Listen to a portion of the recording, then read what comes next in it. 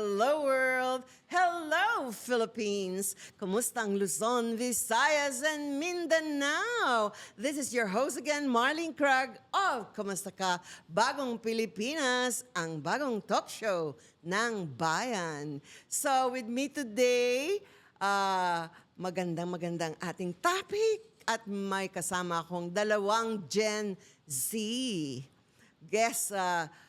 Naging guest siya last week. So we have again Timothy Cristobal, President ng Bagong Kabataang Pilipino.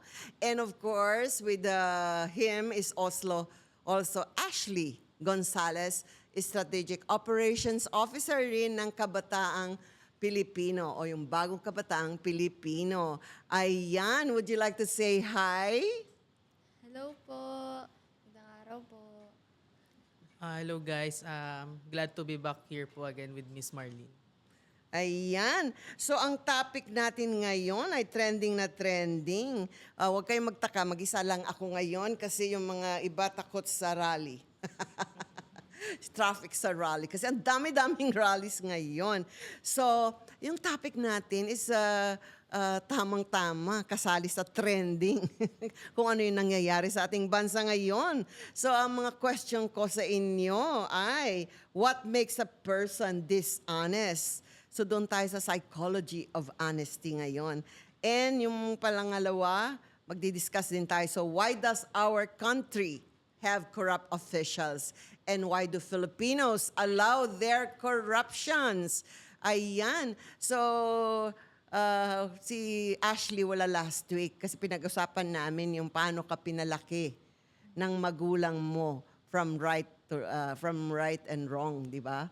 So ngayon, gusto ko lang na doon tayo kaagad sa honesty. Kumusta yung honesty? Anong definition ng honesty sa bahay niyo, Ashley?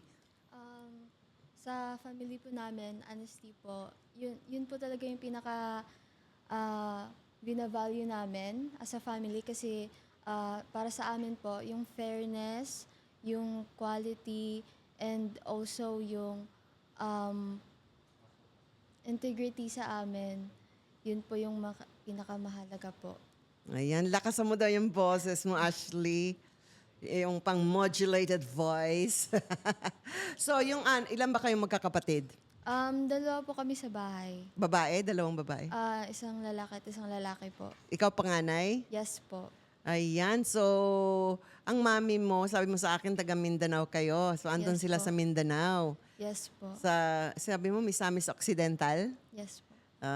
Okay. Hello, taga Misamis Occidental. Mag-say hi ka sa kanila. Hi po sa inyong lahat. Nagrarally rin ba sila ngayon? Kumusta doon?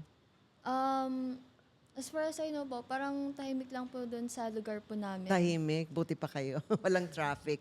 Okay, so pag sinabing honesty, nasubukan mo na bang magsinungaling sa parents mo o sa kapatid mo? Opo. Naalala ko po yung mga high school days ko na magsasabi po ako na may project kami para sa extra allowance. Kapag may gusto po akong bilhin tapos kulang po yung baon ko, sasabihin ko po, may project po kami ngayon, 200. Imbis na 100 lang, naging 200. Wow! Ako naman, yung dishonest ko nung high school, yung pag mataas ang grades mo, libre yung tuition fee mo. Tapos sabihin ko na, binobloat ko rin, may tuition fee pa rin ako. So, minsan yung dishonesty na yun, parang, bakit mo nagagawa yun? Para po sa benefits. Ganun Parang po. yung for your benefits, yung parang survival na rin kasi pag kulang ang pera mo, parang hindi masyadong okay ang buhay mo dito. Yes po. Pero alam mo naman na afford na ibibigay sa'yo ng parents mo yung 100 extra na hinihingi mo. So doon lang ka lang naglalay? Siguro po when it comes to mga lakad po, halimbawa po kapag hindi po sang-ayon yung parents ko sa isang tao, pero gusto ko pa rin pong sumama, nagsasabi po ako na yung kasama ko is trusted person nila, pero in reality, hindi po talaga. Ah. So, wala bang consequence yan? Yung mga lies mo, meron nagkaroon na ka ba naman ng consequences? Meron po, nung nalaman po ng parents ko na sinungaling po pala yun, the next time po na nagpaalam ako, hindi na po sila nagtiwala at naging extra Is- strict po sila. Strict sila. So, yan ang Opo. consequence mo, yung tiwala. Alam mo ba na yung trust, pag nawala, ang hirap ibalik yon. Buti Opo. parents pa lang yun. Paano kung, kaya wag na tayo mag-lie sa iba. Could you imagine kung classmates mo o yung mga magiging kaopisina mo, magkakaroon ng networking yung lies mo. Okay. So, Tim, welcome back. So, ano yung definition mo ulit ng honesty sa sarili mong experience? Yung in my experience po, honesty is yung example for as a leader of organization, yung always be transparent to your members, always be transparent to everyone na involved, even yung mga petty things tulad na sabihan po natin kahit barya-barya man po yan, dyan po nagsistart yung corruption. So if you let yourself be consumed by small things, and for sure, when it comes in the future, hindi ka na magdadalawang isip po na mas kumuha pa ng mas malaki or even yung katulad mo nangyayari ngayon, di ba? O so yung may boundary ka Yeah. sa sarili mo towards honesty, especially sa organization mo ngayon, di ba? Na kahit maliit lang na bagay, hindi mo gagawin na magkakaroon ka ng bahid ng honesty, dishonesty. Di ba? Kasi may consequence yan eh. Sinabi ko nga kanina nung pre-briefing namin, pag naging dishonest ka, nag-lie ka, classmate mo lang yan nako, balang araw siya palang magiging boss mo. O kaya nakita ka niya na kumuha ng lapis o crayons na hindi ka nagpaalam. Tapos parang nakaw. Kasi mga bata minsan, out of naughtiness naman yun eh. Kinuha mo yung lapis kasi nagustuhan mo or whatever. So, ang karma, nakakatawa. Di mo alam siya yung magiging boss mo. Alam niya, hindi ka niya i-hire. Alam ko to. Nangunguha to ng lapis nung kaklase ko. Di ba? So, you never know the consequences, in the future. Lalo na pag gusto niyo maging leaders. So, dapat habang bata kayo, ang pangalan, dapat i-keep mo yung honor and respect sa pangalan mo. Kasi, lalo na, siguro magiging leader si Tim. Ikaw din, Ashley, baka magiging leader ka sa gobyerno, or maging politician ka pa. Yung mga malilit na bagay na ganyan, baka mayroong consequences yan. Di ba? Pero pag sabihin nila, ay, maglinis yan si Tim. Ay, okay yan. Nakatrabaho ko na yan. Kaya dapat sa lahat ng ginagawa natin, dapat tama, no? Yung honesty and integrity, di ba? So, ano ba yung integrity sa'yo? Ito po yung pagiging truthful. Lakasan mo. Ito po yung pagiging truthful sa mga tao and yung sincerity po na andyan na nabibigay po ito ng character sa'yo. Kaya nagiging parang safe po yung mga tao around you. Oh, integrity, yung doing the right thing even nobody's watching. Yes po. Di ba? Yung talagang inherent dapat na value mo yun, di ba, Tim? Yes. Ikaw siguro, Tim, ikaw yung magkakaroon ng talagang pinapasok mo sa sarili mo yung integridad, di ba? Kasi sabi mo nga, ayaw mo magsinungaling, ayaw mo nang gumawa ng kahit little corruption doon sa organization nyo. Kasi sa organization nyo bilang youth, mag-handle din kayo ng pera. So, yung kung saan nyo ginagastos yun, you have to be honest. O, di ba? O, tignan nyo yung nangyari, di ba? Yung news ngayon, tungkol sa mga youth, di ba? Pinag-usapan natin, Opo, nandun sila ngayon sa Thailand. Tapos siguro, ang dami nilang pera sa organization kasi how can they afford to go to Thailand? Yes. Tapos parang ang rangya nung kanilang training expeditions, di ba? Na kailangan ba talaga punta daw sila doon? Na-question sila sa news eh. So, checkin daw ni DILG Remulla kung bakit nagkakaroon na ang gagastos nila, di ba? So, ayan. So, honesty sa bahay, dapat talaga tinuturo. Ini-instill tayo ng mga magulang natin. Huwag magsinungaling. Pero minsan, may white lies tayo. Pero yung mga sinungaling na gano'n na wala ka doon sa lugar na yon, okay pa yon. Pero kasi minsan ng mga parents natin hindi kasi, they're too strict. Kasi ako yung mga anak ko, hindi sila nagsisinungaling. Kasi alam nila na, pag nagtanong ako, sabihin mo na, and I'll accept it, pero I trust them. Na pag sinabi nila, and so far, wala naman nagsinungaling sa akin. Pag sinabi ko, kasi especially now, di ba? Okay, show me the picture. Where are you? Show me the and video where you are, di ba? So, pag ang mga parents kasi, pag strict masyado, mga kids minsan naglalay na Di ba? Pero sinabi ko sa anak ko, you better tell me the truth. Kasi if something happens to you, you tell me you're there, pero you are not there, and something happens, how will I come and rescue you? Totoo po. Diba? So, yun yung mga consequences. Lagi kong sinasabi sa mga anak ko. So, don't ever lie to me because I cannot help you if something happens to you. Ganun. So, parang parents dapat, ganun talaga i-instill mo. Na, siguro naman, bakit sila maglalay? Pupunta lang sila kumain. What could be so bad kung lalabas sila, di ba? O mga friends ko, gabi na kami uwi, ma. It's okay. Sabi, mga anak ko naman magaling naman sa school. So parang, sige, just make sure that you've done your homework. Ganon. So anyway, so peer pressure. Minsan nagkaka-dishonest tayo sa peer pressure. I don't know kung nasubukan nyo na yung sa schools nyo, sa barkada nyo, sa organization nyo, yung sasabihin na, hoy, sige na, makisama ka naman. Punta na tayo. Gastusin mo na kaunti, Tim. Cool off naman tayo, tapos mag-enjoy. Tim, baka may extra dyan. Di ba? Gamitin for personal. Di ba? Mayroon na bang nangyari ganon? Wala pa naman po So far. Tim, pag ganon, parang wag mong gamitin, baka mag-question ka, di ba?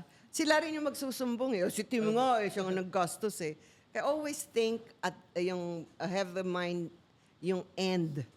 Before you start, anong mangyayari pag nalaman yung ganitong dishonesty ko? Anyway, so wag kayong mapadala ng peer pressure, di ba? Tapos, lahat naman ng magulang ate, tinuturuan tayong wag magsinungaling, Yes po. So, sa palagay mo, importante yon Tim, na God-fearing yung tao? For me po, the obvious answer is yes po.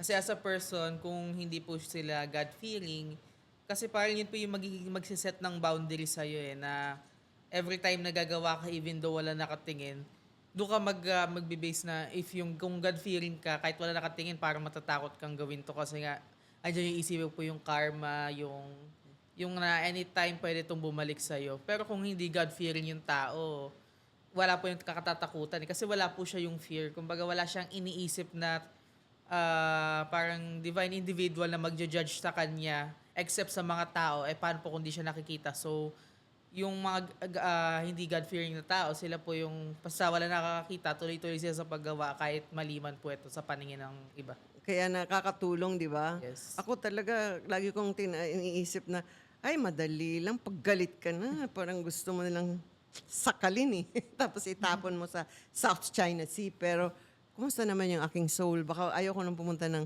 purgatorio or hell. At saka yung consequence sa law, di ba? Ayoko mapreso. So, yung God-fearing nakakabigay ng konsensya, di ba? Yes. It reminds you na, wag mong gagawin. Di ba? Yan yung sinasabi ng Holy Spirit. Pero kung wala kang kinakatakutan na mas powerful than your power, talagang karami ng mga tao gumagawa na lang kung ano ang gusto nila. Whether it's taking out their honesty or yung integrity nila. So, importante, importante ang integrity and honesty habang lumalaki, di ba? Yes po. Kasi, meron akong nasabi sa'yo na consequence, di ba? Yung friend ko, wag na itong friends ng anak ko, nakipag-date sila, nagpabayad din sila for dinner, mga 30,000, kasi mga high schoolers pa sila, to date, o i-date lang yung mga bisita ng isang government official.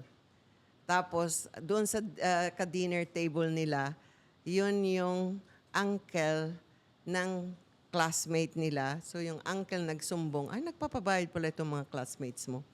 Doon nasira sila, di ba? So, sometimes, yung mga, Kasi hindi lang naman dishonesty, but yung para sa sarili mo. Like, I'm sure your parents will not allow you, di ba, na magpabayad ka to go to a dinner, di ba? Kasi parang prostituting yourself, di ba? That's a form of dishonesty rin. So yung mga consequences na ganyan, hindi mo alam, di ba? Kala mo, wala namang makakaalam. Yung pala yung ka-dinner mo. Uncle mismo ng mga friends mo. So sila nagsumbong. Anyway, so mga little things. So honesty is important. Ngayon, let's jump. Punta naman tayo ngayon. Kung ang pagiging dishonest ay nagsisimula sa individual o sa tao lang, paano naman ito lumalawak sa pamahalaan?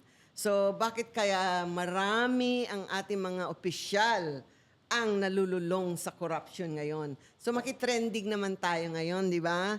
So, at ang mas malaking tanong, yun nga, bakit parang hinahayaan natin ang ating mga leaders o tinotolerate natin na bilang Pilipino ang corruption. Kasi alam mo, bata pa ako, meron na yan. Nalaman ko yung mga corruption, lalo nang dumating ako ng Pilipinas ng way back 1978 ata, bumalik ako ng Pilipinas. And then, 1983, nag-residency na ako dito. So, sabi ko sa sarili ko, sabi ko, parang narinig ko na yan. Hanggang ngayon, di ba? Pero ngayon, di ba, ang daming rallies ngayon. Kaya, pag-usapan natin to. Kasi kayong mga Gen Z, kayong mga future leaders. So, i-avoid natin na mangyayari sa panahon nyo pag kayo na yung mga leaders. Okay? Marami nakikinig sa atin. So, if dishonesty begins with individuals, how does it grow to the point of government corruption? So, why do so many of our officials fall into corruption? And even more importantly, we Filipinos seem to allow or tolerate it o question. Bakit nga natin tinotolerate ito? Sabi nila, cultural. Ano ba yung culture natin? I think yung sa culture po natin, yung when we're talking before nga po, behind the camera, yung ito nga yung sa tawag na utang na loob culture. Meron pa yan. Okay, di ba? Ano yung utang na loob, di ba? Yung binigyan ka ng pabor, binigyan ng scholarship, for example, yung mga anak mo, kahit alam mo naman na dishonest yung official na yan, sige, iboboto pa natin kasi may utang na loob tayo. O, di ba? O kaya minsan nagbibigay nung na-hospital yung lola mo, pumunta ka kay gobernador o kay mayor o kay councilor, binigyan ka ng konting pera, pang padoktor. Alam mo, minsan yung humingi ng pabor, kahit konti lang, ang mahal ng kapalit, no? So tapos, iboboto mo siya kahit alam mo na may nangyari na hindi pala siya honest. Corrupt pala siya. Kasi utang na loob. Diba? Hayaan mo na para mabayaran din natin ang utang na loob. Kaya ang hirap pala yung humihingi ng pabor, mahal. Kaya pala nung panahon ng mga lola ko, yung uutang ka sa kapitbahay, ayaw nilang gawin yun. O kaya yung hihingi ka, kasi mahal daw yung kapalit. Kasi pag next time na ngailangan sila, may malaki yung hingi nila, baka hindi mo maibigay. Kaya pala noon, pag may binibigay, walang libre sa buhay. Laging may kapalit. Kaya mga tao pala, wag na. Kaya ko na to. O wag na. Kaya pag nag-isip ko, bakit di kayo magpatulong? Sabi niya, yung pala yung idea nun. Kasi pag nagkautang na loob ka, pag siningi lang mahal. Kasi next time na kailangan ka nila, kahit hindi mo kaya, dapat gawin mo. Now you know, di ba? So, ang ganda ng mga kwan nung panahon na yun na yung utang na loob na yan, hindi masyadong ginagawa yan noon. Kasi gusto ng tao noon ng mga Pilipino, independent, kasi mahirap nga na magkaroon ng utang na loob, mahal magbayad. Yes. Diba? Alam mo yung consequence na yon? Yes, Kaya pala yung mga iba, mga Americans, o yung mga foreigners na nakuhan ko, no, I'll help you. No, it's okay. Kasi ayaw pala nila na, baka next time na you need them, baka hindi ka nila matulungan. Yung pala yung nasa kwan nila yon, iniisip nila yung consequence ng utang na loob. Pero yung utang na loob kaya, di ba, kumpare pa. Yung kumpare system, yung family relationship and tradition, yung kamag-anak, kahit malayo ng kamag-anak mo, kapilido mo lang, parang ibuto mo na, di ba? Kahit kurap, kahit may ano pa yung mga rason na bakit kaya nagkakaroon tayo na kurap ng mga officials? Yung pagbibili ng boto. Yung siguro yung pagiging disillusioned ng mga tao po, yung dahil sa cycle ng poverty ng mga Filipino, parang sa tingin po nila or feel nila, wala na po silang magagawa kasi andyan na at ang magagawa na lang nila is tanggapin kahit galing pa yun sa corrupt. Oo, kultura natin. Ay, naku, bahala sila. Matagal na lang ginagawa, wala ka na talagang magagawa. Yung ganun, yung mentality na ganun. Opo. Ay, oo, kultura natin yung, ay, wag nang pakialaman, basta maghanap buhay na lang tayo. Yung pa yung pagka-religyoso natin na, ay, panalangin mo na lang na sana magbago sila. Ay, panalangin mo na lang na sana makarma sila. Di ba? So, ano pa yung mga reasons na bakit nagkakaroon tayo ng mga corrupt official? Yung red tape. Na yung mahaba masyado, mahirap magpila para sa mga papeles natin noon. Lalo na sa passport noon, di ba? Pero ngayon, ang dali-dali na. So, yung mga red tape na yon, tayo rin, di ba? Ang nagbibigay under the table. Ano masasabi mo doon? Nagkaroon ka na ba ng experience na ganon? Dapat matanggal na yung mga red tapes na yan. So far, wala pa naman po. Like, yung experience ko po yung before, pag maglalakad, may palakad po like ako, may titulong po tita ko, maglalakad ka po ng medical requirements, yun nga, madami pong process. Tapos to diverge sa topic po, yung another reason din po na naisip ko bakit yung sa corruption natin. Siguro dito na papasok yung mga Pilipino po kasi more on fanatics po sila ng mga politicians eh. Parang they think of the politicians not as public servants pero parang mga artista. So, may mga times po na there's worst instance talaga na pagdating na yung ibang mga Filipinos is kahit anong maling gawin itong politician na to, dahil parang supporter sila nito, parang gagawin nilang ipagtanggol to. Kasi nga, sa image po nila, hindi to public servant. Parang they think of this as celebrity na, yung parang artista, parang fans club. Yun po ang dating nila, hindi sila yung Parang nag-iidolo. opo, parang idol nila to na, ay solid ganito ako, ganyan. Solid ganito kami, kahit anong gawin niya, pagtatanggol po namin. Yung mga ganun pong Ayan, kasi nagiging fan club tayo ng isang celebrity or isang politician. Pag hindi natin siya nakakasama everyday, hindi natin alam yung kanyang weaknesses at kung ano mga talagang ginagawa niya sa buhay, you know, at saka yung mga corruptions na ginagawa niya. Kasi pag hindi mo nakita, hindi ka maniniwala eh. Di ba? Ngayon, kung wala nga itong social media, di natin alam na marami palang corrupt officials. Yung dahil dyan sa flood control scandal, di ba, na billion-billion ng pera na pumupunta sa mga contractors, grabe. And also yung mga insertions na yan, yung ini-insert, tapos kumukuha pa sila ng mga pera sa PhilHealth, na para dapat sa PhilHealth lang, so parang babawasan nila yung bigay sa PhilHealth o kaya sa mga mga hospitals natin, mga DOH, minsan kukulangan, o kaya yung mga hospitals natin na budget nila, mga ganon, di ba? Pero ano sa palagay mo na ano pa yung mga rason na bakit we allow these corruptions na nangyayari sa Pilipinas? Aside yung kultura natin, yung mga utang na loob, yung pagbebenta ng ating mga boto. Alam mo, hindi ko rin, poverty. How about poverty? Di ba? Example ng poverty, pag yung gutom ka, may sakit yung anak mo, o may eleksyon na darating, babayaran ka ni kapitan, o ito na, pera mo, pangbili mo ng kwan. O basta iboto mo ako, iboto mo yung mayor natin, itong mga kwan na galing kay mayor yan. So, siyempre, iboboto mo na kasi may utang na loob na naman, di ba? Poverty rin yun. Alam mo rin yung poverty rin na ang dami nating trabaho, yung time natin binibigay na natin sa oras natin sa pagtatrabaho para maghanap buhay. Instead na pupunta tayo, makinig tayo kung ano nangyayari sa government. So wala tayong time para makiosyoso kung anong nangyayari sa gobyerno natin, di ba? Totoo yun? Opo.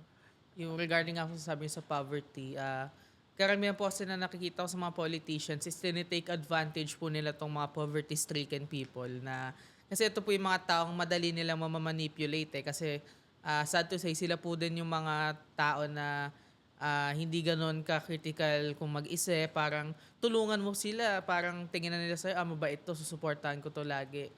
Example po niyan sa lugar po namin, meron po doong like parang squatters area na talagang pinupuntirya lagi ng mga local officials doon na kada election po sila nagpupunta kasi bukod sa madali po nilang masway yung mga tao doon, unting tulong lang nila, susuporta na sila. Andun din po yung part na kapag ka sa ibang mga like sa subdivisions po kasi sa mga parang nakikriticize po sila. Dito sa lugar na to, bukod sa kumpul-kumpul yung mga tao sa isang area, sobrang dami po ng voters. Doon po sila nagfo-focus, parang doon po sila nagpapalakas. Parang tinitake advantage po nila, imbes na, yung sasabi nga po na, imbes na i-educate po nila tong mga tao sa certain part na to, is parang ginagamit pa po nila on their own advantages. Mangangako sila ng, pag ako nanalo, ganito, ganyan. Ito mga tao lang po na to, dahil poverty-stricken sila, basta bigyan mo sila ng glimmer of hope na gagawin mo to, susuportahan ka nila. Parang yun po yung problem din siguro dahil nga yung sa poverty nga din po na laging ginagamit ng mga politicians yung mga poverty-stricken people para sa kanilang advantages po. Oo nga. Tapos yung dahil sa poverty na yan, di ba, minsan may mga squatters sa mga cities natin. So, yan yung mga biggest supporters ni mayor o kaya ni congressman or like that. Parang mas gusto nila na maging pobre ka pa rin, yung walang pag-asa, para magagamit ka nila uli sa next election. Di ba? I mean, gusto ko na magsabi sana na, bakit wala pa naman masyadong squatter sa Makati. Pero hindi ko lang alam kasi dito lang ako sa poblasyon at saka sa malapit. Pero baka yung ibang parte ng Makati may mga squatter area, hindi ko alam. Pero sabi ko, bakit kaya? Nagsabi sa akin, kasi ginagamit yan during election. Kasi kung lahat mayayaman na dito sa Makati, wala nang sasama sa rally at saka election. Mangampanya sa kanila. Kasi sila pa rin yung masa na pinakamarami, no? Pero anyway, yung poverty talaga ang rason na minsan may corruption pa rin. At saka dahil sa poverty na yan, wala tayong time talaga makialam.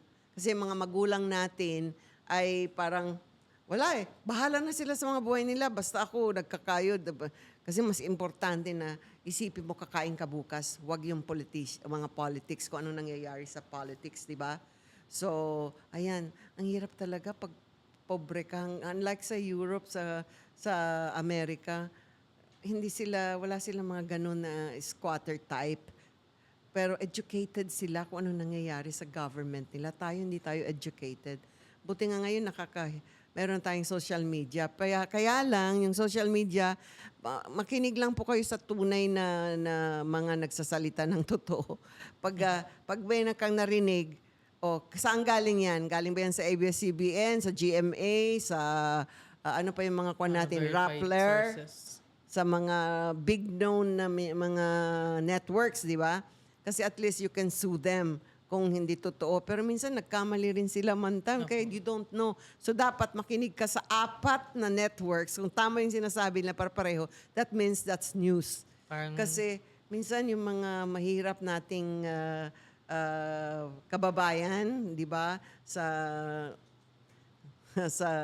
poorer area, minsan naglalabas sila, yung narinig lang nila, isang ganun, tapos may tumatawag sa kanila, hindi na narinig yung buo. Tapos then they will just formulate kung ano nangyayari sa bansa natin. Ay naku, parang hindi tayo educated. Kasi dahil sa hirap natin, wala tayong panahon. Di ba? So, yung political system daw natin, maraming balimbing, kaya hindi mo na alam kung tama ba to? Bakit siya sinama dito? Sinungaling yan. Have you ever, bumoto ka na ba? Yes. Nung bumoto ka, qualify mo ba yung mga binoto mo na, di ba, in-straight mo ba yung unity team?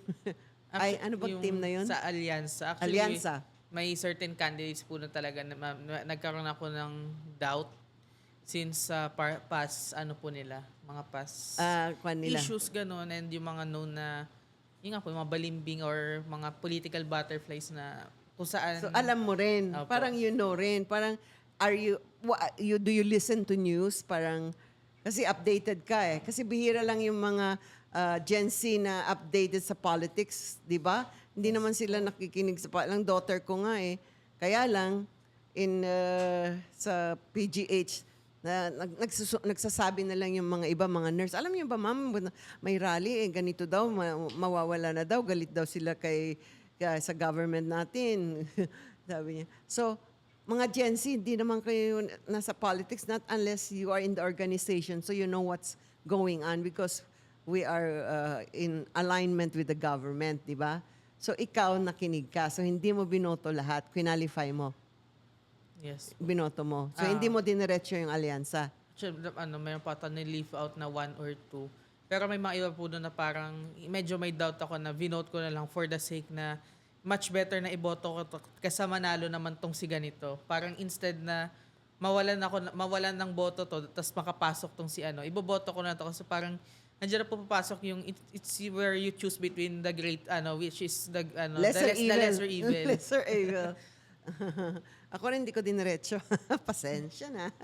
Meron akong nilagay doon na parang pag my age, you reach my age, na matured ka na, ang dami ko nang nakita, dami ko nang narinig. Parang you're wiser when you choose your leaders. Hindi na yung, ay type ko siya, ay okay siya. Pero parang I can psychologize na rin yung honesty at dishonesty ng mga politicians na yan. Kaya iniba ko rin, di ko. So that's good, nagko-qualify. Ikaw, Alicia, nagboto ka ba? Hindi pa po. Ashley? Hindi ka bumoto, Ashley? Ay, hindi pa. Kaka-18 mo lang. Yes po. So next year ka pa boboto. Yes po. So anyway, so yun, yung political system natin, balimbing. Hindi guys, sa Amerika, dadalawa lang kasi eh. Yes. Either iboto mo yung Republican or Democrats, di ba? Ang may ugali mga Republicans, di ba? Kaya mas madali mong ikuan kung gusto pro-Republican ka o Democratic. Dito dapat ganun na rin eh. Di ba yung marami ba tayo? Pero last election, di ba, parang ang karamihan lang is alyansa or laban, di ba? Opo. PDP laban. Opo. So, parang nagiging ganun na rin tayo. Pero meron pa rin yung mga sa pinklawan, di ba? At saka sa dilawan, sa other colors. Nanalo nga yung dalawa nila eh. Di ba? So, hopefully, mga kabataan ngayon, ay wag i-qualify nyo yung mga leaders nyo. Yung mga balimbing. Yung balimbing nga ngayon, mataas ang position niya ngayon. Pero i-qualify natin ha, yung mga leaders natin. So, wag yung mga balimbing at walang pananagutan sa mundo. Kasi, bakit ka nagbabalimbing? Kailangan mo lang ng power. Di ba? Makikuan ka lang. Tapos, may mga balimbing ang nanalo eh. Marami. So, anyway, yung utang na loob, yun. Kung i-connect natin yung pork barrel, parang yung pork barrel, yung mga binibigay na insertion, na budget para sa mga congressman, di ba? So, ayan, pag binigyan ka ng maraming projects or budget sa distrito mo, magiging loyal ka dun sa nagbigay sa'yo, di ba? Kung nasa taas. Yes po. So, yung utang na loob pa rin is minsan kahit mali na yung kanyang decision, ay paninindigan mo pa rin kasi, ayan, di ba yung ating iskandalo ngayon ng mga budget sa Congress? Yes. I mean, yan naman ang rason na maraming rally ngayon. So, yung balita natin na maraming nabigyan sa mga nag-signature. Di ba? So, doon nagsimula eh. So, ayan, dahil may utang na loob ka rin at saka gusto mo magkaroon din ng pera yung distrito mo, wala kang choice. Di ba? So, ang tawag kasi noon, pork barrel eh. Pero ngayon is budget. Di ba? And it came in the form of many forms. Yung maraming pamibigay na akap, budget. Alam ko yung congressman namin sa Makati, kasi PWD yung kapatid ko. Wala pa kayong pera para sa PWD? Meron. Punta kayo kay Kwan, humingi for whatever na needs ng kapatid nyo, nagbibigay sila ng 3,000 o 5,000, ganun. Pero grabe ang pila. Si congressman ang humahawak nun sa amin, sa Makati. So, yun pala yung parang, parang, okay, bigyan kita ng pera, mamigay ka ng, yun ang sinasabi sa Baguio, di ba? Na yung akap, yung mga pamigay, ano pa ba yung iba? Akap, tupad, ano pa yon? Yung 4-piece. 4P, yung 4Ps Ay, talaga 4Ps iba para po, sa opo. mahirap talaga yon, andun na talaga. Actually, yung tatlo na po tayo, AKAP, AIX, tas Tupad. AIX, di ba? So, yun ang mga hawak noon ng mga ating mga congressman at mga officials. So, parang doon binibigay instead na PDAF or pork barrel na bibigay na pera, yun ang ginagamit na pangtulong sa tao. So, yun, minsan din natin alam corruption. O, kung kunwari, binigyan ng Pasay ng 150 million pamigay sa AIX, sigurado ko bang binigay lahat? Di ba? Sa mga tao. Di ba? So, ako hindi pa ako nakakuha ng akap eh. Gusto ko sana pero ang haba ng linya. Malapit lang yun sa bahay ko. Pero yung mga little ganon, you know. So, kaya sabi ni Nalaksong, gusto nilang tanggalin na lang yan eh. Gagawing isa na lang. Kasi pwedeng form of corruption yan, di ba? Sabi nga ni sa Baguio, di ba? Yung sabi niya na ginagamit yung akap. Yung parang, hindi ko alam kung anong ratio, 70-30. 30% para sa iyo, 70 bigay mo sa tao o whatever, or the other way around, hindi ko alam. So, pero that's a form of corruption, yung mga little ganyan. So, how about yung accountability and transparency? Anong suggestion mo? Yung digitalization, yung full digitalization ng lahat ng projects. Ano masasabi mo doon, Tim? For me po, na super important nitong, sabi ko palagi, transparency. Tapos itong digitalization ng projects po natin, like yung tinatry pong i-achieve ngayon sa administration unti-unti, is super important kasi gaya po sa ibang bansa, as a citizen, lalo na kalat na po ngayon ang internet, ang social media, ang mga website. So kung magkakaroon po tayo ng digitalization sa sa audits ng mga government, sa kung paano ba ginastos, as a citizen, madali mo po ma-check to sa solution na po yung website na to. Kunwari, ito po yung website na kung saan pwede mo i-check lahat ng mga, kung paano ni-utilize ng government yung mga taxes po natin. So, pag na-fully digitalized na po ito, anytime pwede mong i-check dito yung every centavo po, kung every centavo ng, halimbawa, itong budget na to sabihin, yan, kunwari, AIX. Pwede mo po i-check dito every centavo kung ilang percent ba napunta dito sa area na to at kung ano. Kaya parang super important po din talaga itong digitalization for ease of accessibility din po and transparency. Yun, lalo na pag yung mga project ng mga flood control na yan, ng mga streets. Kasi, ano ba yan? Talagang, how could you get so much? You know, pera natin yun. Na sana magamit natin sa PhilHealth para bababa yung ating, wala nang participation. Pero ngayon, sabi nila, na daw participation, 0 na daw. Pero mag-member ka pa rin sa PhilHealth, parang AKAP. PhilHealth AKAP na yung bago ngayon. Alam mo ba yun?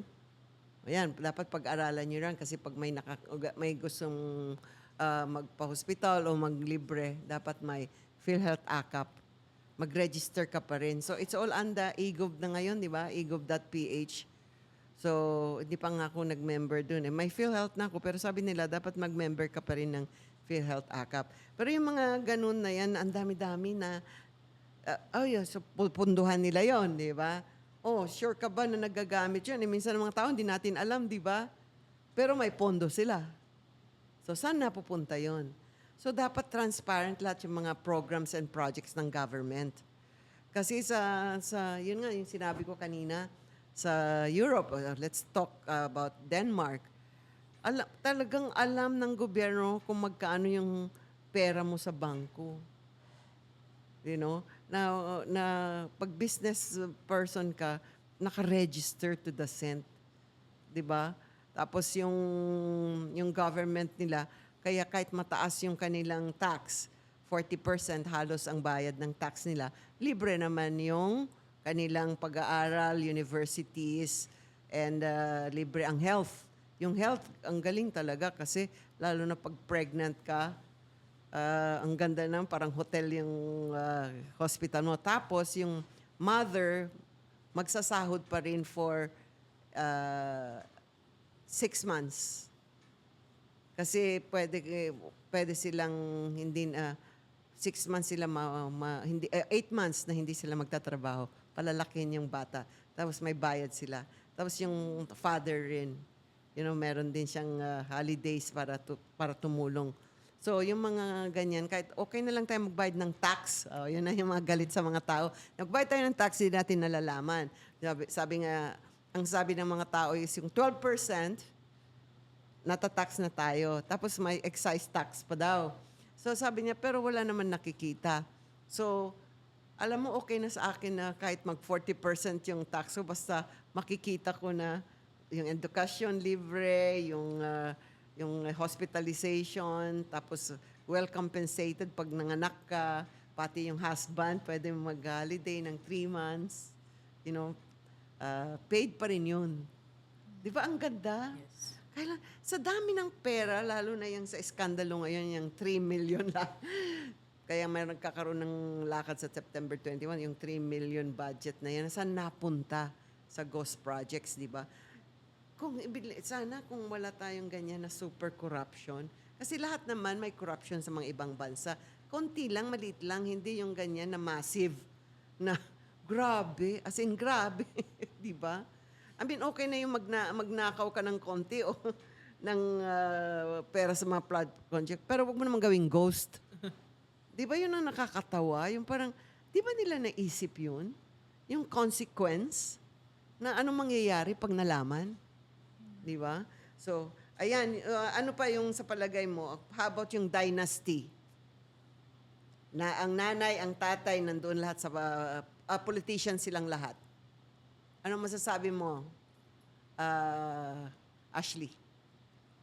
Tungkol naman po sa political dynasty or sa nepotism, I think po yung mga nepo baby, dapat po talagang gamitin nila yung pagka-nepo nila sa magagandang paraan. Kasi ang iilan po doon, sumusunod po sila sa yapak ng mga magulang nila, which is yung politics. Pero may iba din naman na sinusundan gamit sa magagandang paraan, or ginagamit yung platform nila as for information sa mga taong hindi nakakaalam sa kung ano yung nasa loob ng politics. Yeah. So yung sabi ko yung dynasty, okay ba lang sa iyo na ang tatay na yung governor, yung asawa mayor, yung anak consulor? Okay ba sa iyo, Tim? Ang dynasty? Sa akin po, based on yung experiences din po sa Rizal, na parang for the past, simula po tayo na buhay ako and before pa nun is, ang may hawak na is talagang mga inaarest to the point na everything sa Rizal, may initial na nila, waiting shed, may letter Y. Yung sports center nga po doon, pangalan, Inaris Sports Center. Lahat ng covered court, pangalan, Inaris Covered Court. Yung mga ganun po.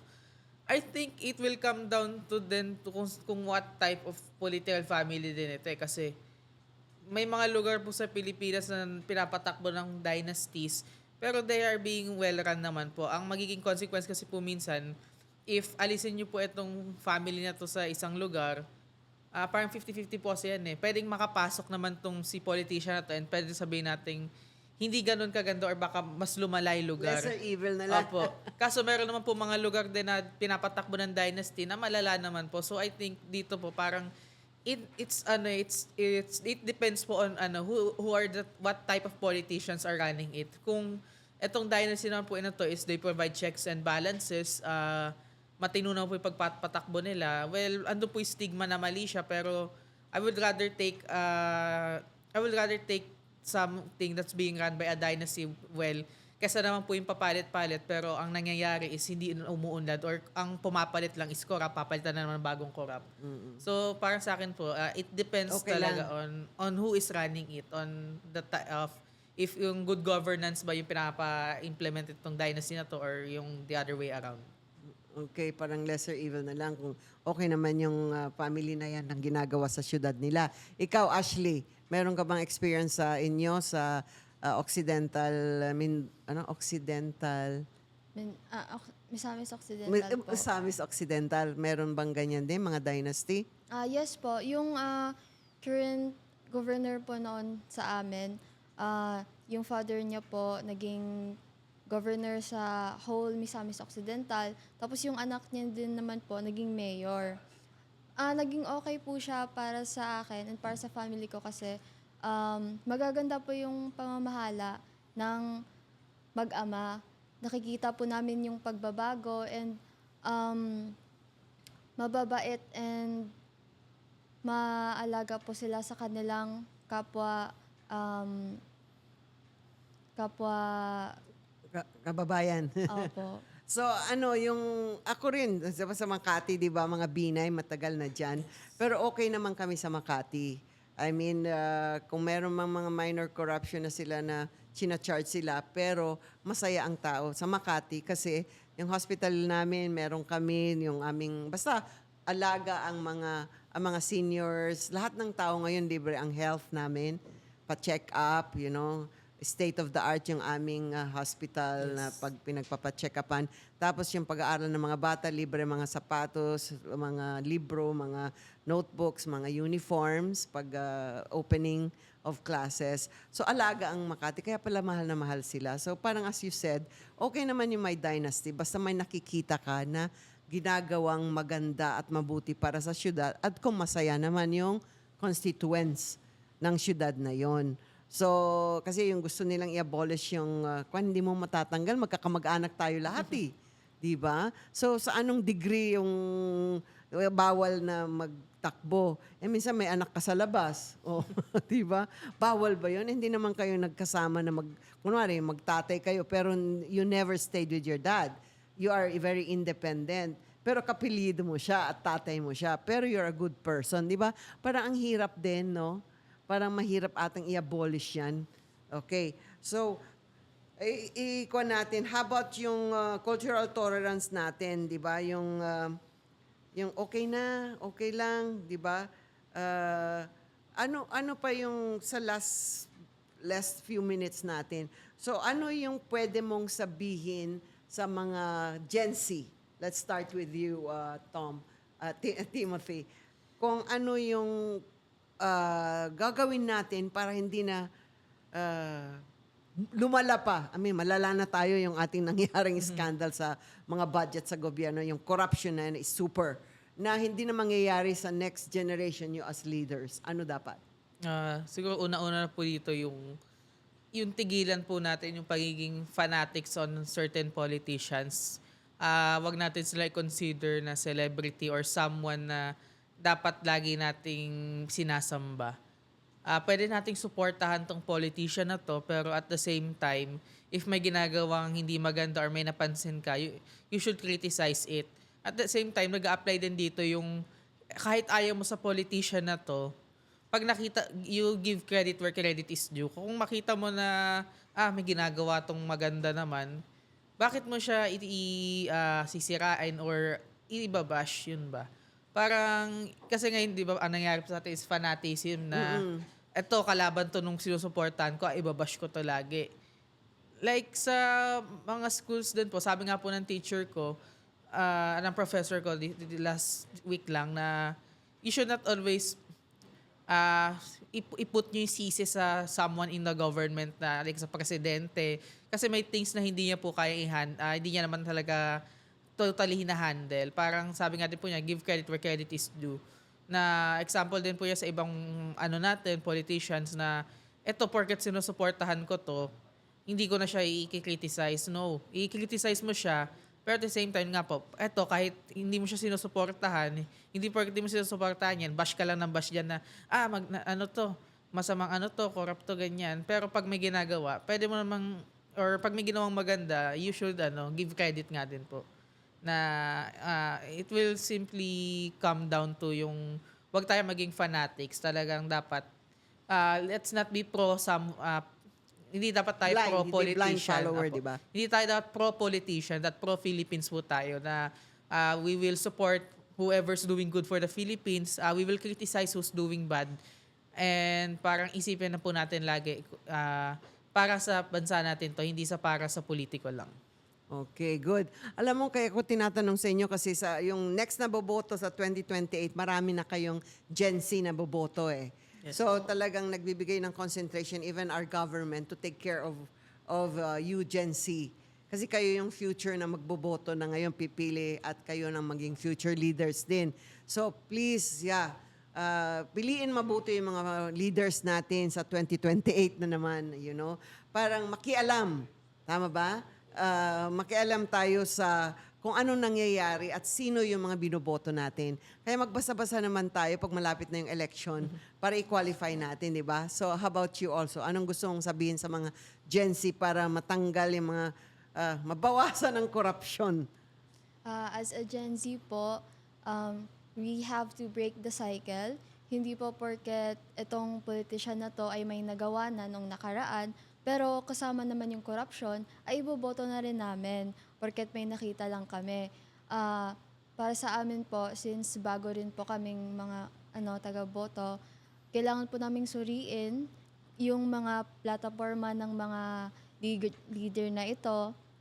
If may transparency ba, yung mga nagawa ba nila ay mga effective. And ayun po, gaya po ng sabi ni Kuya Tim, na yung generation po namin is nasa hands po namin, hindi sa ibang tao. Kaya dapat po, pati kami, magsagawa rin po ng naaayon sa makakabuti sa amin. Ayan. So, yung accountability, dapat gusto ko accountability and enforcement. Na pag yung nakita mong nagdarambong siya, wag na dapat binoto, di ba? Tapos, pag na-proven na sila, dapat hindi sila pwedeng tumakbo ng ilang century, joke. Di ba kasi mayroon tayong alam na bilanggo lang 6 years o 8 years lang, tapos tatakbo na siya uli. Tapos Di ba? mananalo pa po. Di ba? Sumanalo pa sila. Kasi nga, yung may pera na sila naitago, di ba? So, paano yung accountability importante na yung transparency talaga. Tama yung sabi ni BBM, sige, isulat niya lahat. Tapos pwede na tayo mag-anonymous letter na pag picturean mo lang, ipadala mo sa kanya na ito. At tapos, yung pinadala natin ng mga sagot, dapat may sagot, di ba? Yun ang transparency at saka accountability. Tapos yung enforcement ng law na talagang kung sino yung nahuli, dapat talagang imprisonment, tapos ibalik lahat, tapos hindi na siya pwedeng pumasok sa politics. Lalo na pag proven yun. Yung sabi nila, hindi daw proven eh. How do we know, di ba? So, ang hirap. So, kasi sabi nila, without accountability, corruption becomes a cycle. Kasi okay lang naman mabilanggo ka eh. Ang dami mo na, bilyon-bilyon na. Okay na mabilanggo. So, ang ganda ng bilangguan ng mga politician. So, spend big to win, then still a bigger to stay. Yung, alam mo, yung nagbabayad silang ganun, pero kinukuha nga nila, di ba, through mga projects. Papakuanin yung mga bulsa nila. So, ayan, corruption in the Philippines, sabi nila, is just about greedy officials. Hindi lang tungkol sa mga greedy officials, ha? But it's about culture, system, and accountability. Sa kultura natin, tayo kasalanan din natin. Yung sistema natin ay, kung hindi natin palitan, ay paulit-ulit pa rin. And then yung accountability, yung transparency, at saka digitalization. Dapat fully digitalized. Tapos, yung accountability, gusto ko sana na kung meron ka ng bahid ng politika, na hindi na natin boboto dapat mga taong to, di ba? Kasi, imposible na mabibilang ko na walang taon na walang bahid yung nangyari sa'yo, di ba? May more or less merong rason, di ba? Pero then be wise na i-qualify nyo rin. Baka prineso lang siya ng kalaban para hindi siya manalo, di ba? So, ayun. Ano pang huli sana? Sabi nila, the reasons show corruption is not just kasalanan ng greedy individuals. But yung ating kultura, ninare-rewardan pa natin yung mga dishonest, di ba? O wag ka maingay, o para sa inyo na to. So, sa Congress siguro. O mag-signature ka na, may pera ka sa akin. May reward pa yung dishonesty. Di ba? Kaya marami nagiging dishonest at corrupt kasi may pera at may reward. So, kaya maraming mga politician na nag-i-stay doon. Ganito pala. Mag-signature ka lang. Di ba? Yan yung may grupo-grupo kasi yan kung sino yung leader mo, di ba? So, sabi nila, if the President, Senate President, or Speaker tolerates corruption, lower officials will follow. Yung kasabihan na kung kaya ng boss, kaya rin ng iba, di ba?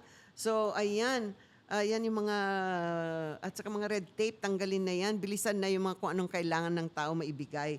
So, in closing, so maybe corruption isn't just about the officials to blame, it's also about the values we Filipinos tolerate, you know? So, the big challenge is, will the next generation, kayong mga Gen Z, choose honesty over convenience?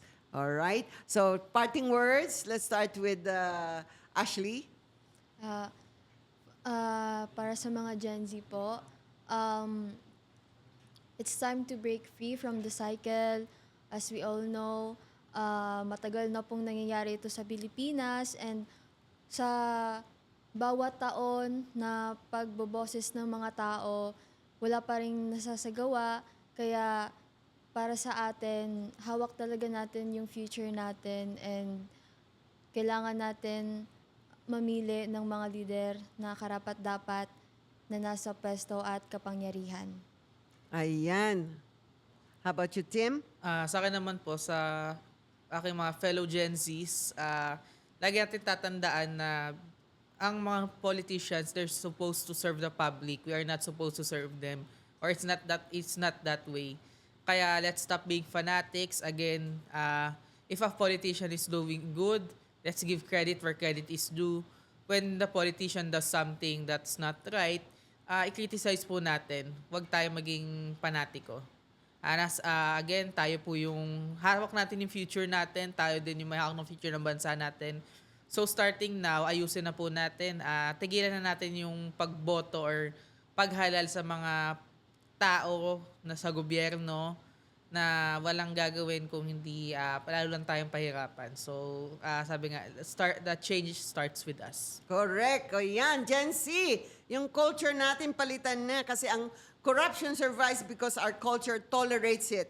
Break the silence and break the cycle. Mag-start sa inyo, mga kabataan, okay? And then yung sistema, sabi nila, a broken system breeds corruption. So fix the rules and the game will change, di ba? Yan, yung accountability naman. Mga Gen Z without accountability, so mag-report na kayo. Meron ng website na mag-anonymous kayo. So sabi nila, with accountability, dapat corruption is not a crime. Tapos, hindi pala. Sabi nila, without accountability, corruption is not a crime, it's a career. So ginagawin nyo lang career sa mga politician ang corruption kung hindi natin tulungan na maging transparent sila or tayo yung wag nang boboto sa kanila kung wala silang accountability. All right, so sana na-impart namin yung about why dishonesty happens in ourselves and in politics. So this is again your program, Kumusta Ka Bagong Pilipinas? Your host Marlene Crag saying maraming salamat at thank you so much. And thank you so much, Tim. Thank you so much, Ashley. Sila ay from, ito yung mga future leaders natin ng Bagong Pilipino. Kabataan Pilipino. Anong kabataan lang? Bagong Kabataan Pilipino. Bagong Kabataang Pilipino. Okay, akala ko Bagong Pilipino. Sa kayong dalawa, sana yung mission and vision nyo is to put more awareness sa mga ganito. Kasi ang ating bansa, future natin is nasa pagboboto natin ng ating mga leaders. Okay, thank you Philippines. Kumusta ka Bagong Pilipinas? Bye.